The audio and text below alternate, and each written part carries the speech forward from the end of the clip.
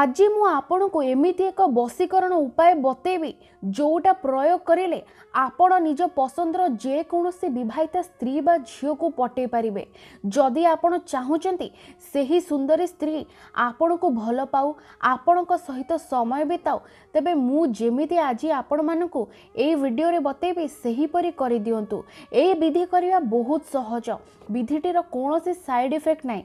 तेबे मने रखंतु ए उपायटी को जेबे भी करिवे भाभी चिंती करिवे, काहेकि ना एहा होची एक मुस्लिम बशीकरण टोटका।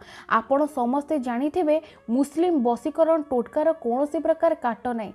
जेबे भी करिवे जेउ समय रे भी करिवे से स्त्री बा झियो उपरे 100% प्रभाव पड़िबा आरंभ हेबो एवं से धीरे धीरे आपण को आडू को आकर्षित हो जिवो।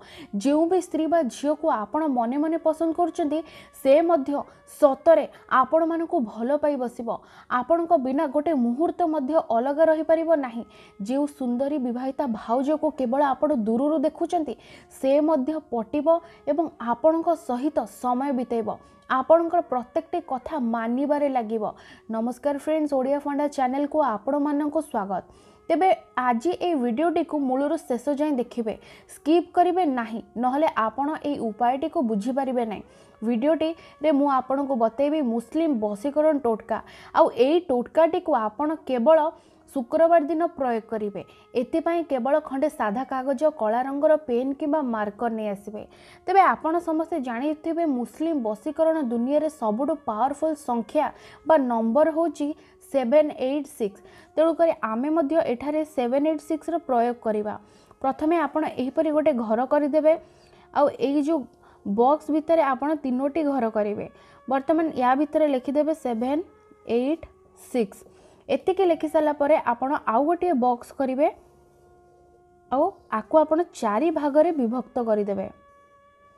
देखंतु वर्तमान या भितर आपण कोन करिवे मु बतौची। जेउ भी स्त्री बा झियो को आपण मने मने भल पाउचन ता नाटी को एटा लिखिदेबे। मने कर ता ना होची मिता। एठी आपण लिखिबे भस्लम। एठी लिखिबे आपण रहीमानी एवं एठी लिखिबे आपण निजरा ना। मने कर आपण को ना होची पप्पू। देखंतु एतेके जिनस लिखला परे मु आपण मानको गोटे मुस्लिम बशीकरण मंत्र बतेबी, ताकू आपण तळे लिखिबे। किंतु ता पूर्व मु आपण को किछटा विशेष नियम बतई देबा को चाहूची। आपण तो जानिले एई उपायटी को आपण माने केवल शुक्रवार दिन प्रयोग करिवे, किंतु जेबे भी करिवे आपण को धळा लुगापटा पिंधिकी एई उपायटी को करिवार अछि। आउ गोटे जिनस मने रखिबे, विधिटी को करिवा पूर्व स्वच्छताटी आपण ध्यान रखिबे। भल भाबरे हाथ गोड़ मुह धोई आपण एई विधिटी को प्रयोग करिवे। तेबे एई उपायटीर कोनोसी प्रकार काट नाही। तेणुक जहाँ को भी बशीभूत करिया को चाहूचंती भाभी चिंती करिवे।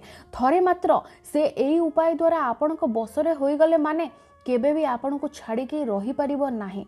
तबे देखंतु एतिकी जिनस लिखिला परे मु गोटे मंत्र बतेबी। मंत्र को तळे लिखिबे या ए भस्लम रहीमानी ए कुर्बानी। आपन को पाखर कही दूची, आपण माने चाहिए स्क्रीनशॉट मध्य नहीं पारंती।